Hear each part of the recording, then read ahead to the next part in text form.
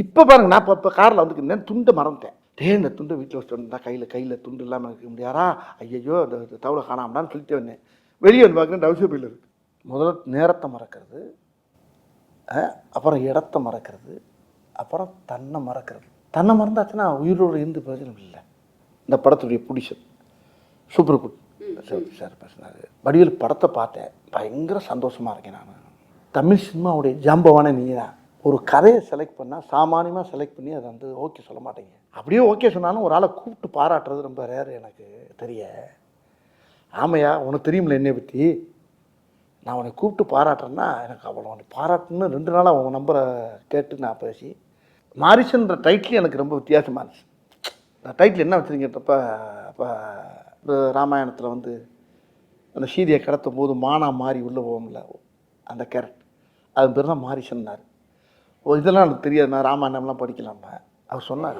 இதில் ரொம்ப ஒரு டீப்பான விஷயம் என்னன்னா, அல்சைமர்ஸ் பேஷண்ட்டாக வந்து நீங்கள் நடிச்சிருக்கீங்க, அதாவது மறந்து போகிற ஒரு விஷயம். ஸோ அந்த மாதிரி கதையை தாண்டி நிஜ வாழ்க்கையில் நீங்கள் ஏதாவது மறந்து போய் எங்கேயாவது மாட்டின அனுபவங்கள் இருக்கா?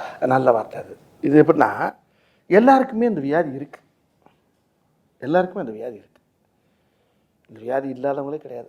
ரொம்ப பேரும் இது ரைட்டு வந்து என்கிட்ட சொன்னபோது கிருஷ்ணன் சார் சொன்னாருங்க. இப்போ பொதுவாக பாருங்கள், நம்ம வீட்டில் நம்ம இல்லை நம்ம அம்மாவாக இருக்கணும், ஒய்ஃபாக இருக்கணும், யாராக இருந்தால் கார் போய்கிட்டு இருக்கணும் 50 கிலோமீட்டருக்கு அங்கிட்டு, ஐயோ வீட்டை அதை மறந்து வந்துச்சு, ஐயோ வண்டியை தப்புங்க, இதை வச்சுட்டு பேக்கை வச்சுட்டு வளையலை வச்சுட்டு அப்படி ஒரே ஒன்று பார்த்தா அவன் டிரைவர் என்ன செய்யாது அவன் ஓட்டிக்கிட்டு இங்கே ஃபேமிலி கத்துற பாட்டு ஒரே ஏதோ ஒரு பேக்கை வச்சுட்டு வந்தாலாம், அவன் ஓரமாக வண்டியை நிப்பாட்டிட்டான்.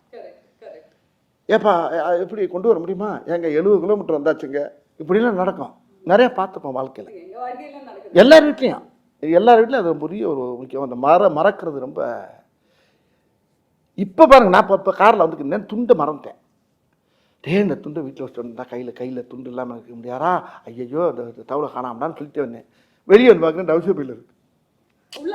இங்கே என்ன இருக்குது, அந்த ஆட்டை தோலில் போட்டு தருவாங்கல்ல, அது மாதிரி நிறைய விஷயங்கள் மறதிங்கிறது வந்து வாழ்க்கையில் மனுஷனோட ரொம்ப கலந்துருச்சு இன்னைக்கு. அப்போ அந்த மறதிங்கிறத எப்படிங்கிறத அந்த இடத்துல அது எனக்கு இந்த கதையில் வந்து ரொம்ப உதவியாக இருந்துச்சு. ஓகே, நிஜ வாழ்க்கையில் என்ன சார் நினைக்கிறீங்க? இது ஒரு பர்சனல் குவெஸ்டன். மறந்து போகிறது வந்துட்டு அது ஒரு பாசிட்டிவான விஷயமா இல்லை அது ஒரு நெகட்டிவ் அப்படின்னு நினைக்கிறீங்களா? ஏன்னா நிறைய சம்பவங்கள் நம்ம மறந்தா போதும் அப்படின்னு வந்து தோணும், அதனால நிறைய நெகட்டிவும் இருக்கு. பட் நீங்க எப்படி சார் இதை பார்க்க? ஆமாம், அது மறதிங்கிறது வந்து பெரிய ஆபத்தான விஷயம் இல்லை. மறதிங்கிறது எவ்வளோ பெரிய விஷயம். டைரக்டர் என்கிட்ட சொன்னார், முதல்ல நேரத்தை மறக்கிறது, அப்புறம் இடத்த மறக்கிறது, அப்புறம் தன்னை மறக்கிறது. தன்னை மறந்தாச்சுன்னா உயிரோடு இருந்து பிரயோஜனம் இல்லை. அப்படி ஒரு வியாதி எனக்கு இந்த படத்தில். அதுக்கப்புறம் கதையான எனக்கு அப்படி ஒரு வியாதி எனக்கு அந்த படத்தில் இருக்குது. அதைத்தான் நானும் படத்தை பார்க்கணும்னு ஆசையாக இருக்கேன். இன்னும் பார்க்க நான் ட்ரெய்லர் பார்த்துட்டு தான் இருக்கேன். எல்லாருமே சேர்ந்து வந்து போய் பார்த்துருவோம். ஏன்னா இந்த ட்ரெய்லர் பார்த்ததுக்கு அப்புறமாவே ரொம்ப ஆசையே இருக்கு, எப்படி கதை போகும், இவங்க 2 பேரும் காம்பினேஷன். ஆக்சுவலி இவங்க 2 பேருக்குள்ள என்ன காம்பினேஷன்ல வந்து டிராவல் பண்ணி, ஏன்னா அவர் திருட அப்படிங்கிறது வந்து தெரிஞ்சிச்சு ட்ரெயிலே, நீங்க ஒரு பேஷண்ட். பட் இவங்களுக்குள்ள இருக்கக்கூடிய அந்த ஒரு உறவு என்ன, எப்படி போகுது, எப்படி முடிய போகுது அப்படின்னு தெரிஞ்சுக்கிறதுக்கு எங்களுக்கு ரொம்ப ரொம்ப ஆவலா தான் இருக்கு. நீங்க வந்து சொன்னீங்க லொகேஷன்ஸ் எல்லாம் அவ்வளோ அருமையா இருக்கு, சூப்பரா இருந்ததுன்னு. முழுக்க ஒரு ரோட் ட்ரிப் கதை மாதிரி வந்துட்டு ஃபீல் ஆகுது, அந்த மாதிரியா சார்? நீங்கள் அப்படி பேசிட்டே கதையை பூரா கேட்குறீங்களா? இப்போ ஆமாம், படம் பாருங்க, படத்தை பார்த்துட்டு அடுத்து இன்னொரு பேட்டி இருக்குல்ல, வெற்றி விழாவில் இருக்குல்ல. இப்போ இன்னொரு விஷயம் என்னன்னா, இப்போ சௌத்ரி சார் எனக்கு பேசினார். இப்போ உங்களை பேசுறதுக்கு முன்னால் என்கிட்ட பேசினார்.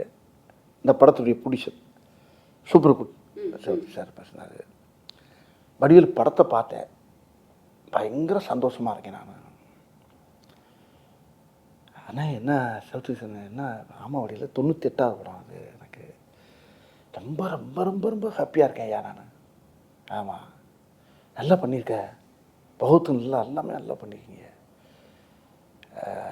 நான் சொன்னேன், தமிழ் சினிமாவுடைய ஜாம்பவான நீ தான். ஒரு கதையை செலக்ட் பண்ணால் சாமானியமாக செலக்ட் பண்ணி அதை வந்து ஓகே சொல்ல மாட்டேங்க. அப்படியே ஓகே சொன்னாலும் ஒரு ஆளை கூப்பிட்டு பாராட்டுறது ரொம்ப ரேர் எனக்கு தெரிய. ஆமையா, உனக்கு தெரியுமில்ல என்னை பற்றி, நான் உன்னை கூப்பிட்டு பாராட்டுறேன்னா எனக்கு அவ்வளோ உன்னை பாராட்டுன்னு 2 நாளாக உங்கள் நம்பரை கேட்டு நான் பேசி. தேடி ஒரு கேட்டுக்கிட்டேன். அதனால் ஒன்றே பிடிக்க முடியல, நீ கொஞ்சம் பிஸியாக இருந்த ஒரு அப்படின்னாரு. அப்போ நான் அந்த பிரபுதேவா படத்தில் டிஸ்கஷனில் நானும் போய் கொஞ்சம் கலந்து போய்கிட்டு இருக்கேன். பவர் நானும் பண்ணுறோம் ஒரு படம். அப்படிங்களா? ஆமாம் ஆமாண்ணே, ஆமாம் ரொம்ப நல்லா இருக்கு முடியல. அது பெருவாயால் சொல்கிறது வந்து பெரிய தேசிய அவார்டு கிடைச்ச மாதிரி எனக்கு. அந்த படத்தை அவர் பாராட்டினது தான் எனக்கு வந்து பெரிய வெற்றி இந்த படத்தை. சரி, இந்த படத்துல இருந்து மக்கள் வீட்டுக்கு போகும்பொழுது என்ன மாதிரி ஒரு எக்ஸ்பீரியன்ஸ் இருக்கும்னு நினைக்கிறீங்க? அதனால் முழுமையாக ஏற்றுக்குறாங்க அந்த படத்தை. படத்தை ரொம்ப ரசிப்பாங்க. இது இந்த அதான் சொல்லலை, இந்த படம் வந்து முக்கியமாக அன்றைக்கி வந்து ஜனங்கள் மத்தியில் அது வந்து ரொம்ப பெரிய உஷாரம் உண்டாக்கும். ஜனங்கள் மத்தியில் ஒரு விழிப்புணர்வு வரும், பெரிய உஷாரம் உண்டாக்கும், பெரிய ஒரு மாதிரியான ஒரு படம் அது. காத்திருப்போம். அண்ட் உங்களுக்கு மாரீசன் படம் எந்த அளவுக்கு ஸ்பெஷல்? மாரிசன்ற டைட்டில் எனக்கு ரொம்ப வித்தியாசமாக இருந்துச்சு. டைட்டில் என்ன வச்சுருங்கன்றப்ப அப்போ டைரக்டர் இவரும் சேர்ந்து சொன்னாங்க மாரிசன். மாரிசன்கிறது மீனிங் என்னன்னு கேட்டேன் நான். அதுக்கு மீனிங் சொன்னார். அதுவும் அந்த ராமாயணத்தில் வந்து அந்த சீதையை கடத்தும் போது மானா மாறி உள்ளே போகும்ல, அந்த கேரக்டர், அது பேர் தான் மாரிசன்னார். இதெல்லாம் எனக்கு தெரியாது, நான் ராமாயணம்லாம் படிக்கலாமா. அவர் சொன்னார் அந்த அந்த அந்த டைட்டிலுக்கு இந்த கதைக்கு என்னங்க போனால் இந்த டைட்டிலை வச்சு கதை கேட்டேன் நான். அப்போ நீ கேட்ட கேள்வி என்ன அதானே கேட்டீங்க? இப்போ நீங்கள் கேட்டது இந்த அதான் அந்த டைட்டிலுக்கு ஏற்ற இந்த கதை வந்து ரொம்ப ஆப்டாக இருந்துச்சு. அந்த கதை அது ரொம்ப என்னை ரொம்ப பாதிச்சிருக்கு இந்த படம். எனக்கு ரொம்ப பிடிச்ச கதை. ரொம்ப என் வாழ்க்கையிலே இது பெரிய வரலாறு மாதிரி இருக்குன்னு நினச்சிங்களேன். எனக்கு இது பெரிய ஒரு பெரிய மைல்கல். இது எத்தனையோ படம் பண்ணிக்கேன், வரிசையாக பண்ணிகிட்டே வந்திருக்கேன். ஒரு படத்தில் புலிகேஷ் பண்ணியிருக்கேன், அது ஒரு பெரிய படம். மாமன்னுக்கு அப்புறம் நீங்கள் ஜம்ப் பண்ணி வந்த மாரிசன். இப்போ என்ன கேட்டால் இப்போ ஒவ்வொரு படமும் இப்போ எனக்கு எல்லாமே கலந்து வருது. இப்போ ஒரு கேரக்டர் ரோல் வருது. நல்ல இப்போ சுந்தர்ஜி படம் பண்ணோம்ல யங்கர்ஸு, அது ஒரு நல்ல காமெடி படம். அது இப்படி ஒன்றும் மாறி கதையை பூரா செலக்ட் பண்ணி தான் பண்ணிட்டு வரேன் நான். அந்த செலக்ஷனில் இந்த கதை வந்து எனக்கு கிடைச்ச பெரிய பாக்கியம்னு நினைக்கிறேன். கண்டிப்பாக சார். ஏன்னா இப்படி ஒரு கதாபாத்திரத்தில் உங்களை பார்த்தது கிடையாது. அது அவர் கூட அது அவங்க காம்பினேஷன். ஆமாம், அவர் காம்பினேஷனில் கிடைச்சது வந்து இன்னும் எனக்கு ரொம்ப சந்தோஷமாக இருக்குது. நீங்க ரெண்டு பேருமே அது சௌத்ரி சாருடைய தயாரிப்பில் அது நம்மளுக்கு கிடைச்சது. அந்த டீம் அவரும் பெரிய ரொம்ப சூப்பரான காம்பினேஷன் சார். ஏன்னா சுதீஷ் சார் டைரக்ஷன்ல, கிருஷ்ணமூர்த்தி சாரோடைய ரைட்டிங்ல, அண்ட் ஃபஹத் ஃபாசில் சார் கூட நீங்க இணைந்து நடிச்சிருக்க இந்த காம்பினேஷன் பார்க்கறதுக்கு ரொம்பவே அவளோட வெயிட் பண்ணிட்டு இருக்கோம். ஸோ படத்தை பார்த்ததுக்கு அப்புறமா இன்னும் நிறைய விஷயங்கள் உங்ககிட்ட வந்து பேசலாம். நன்றி, தேங்க்யூ வெரி மச் சார்.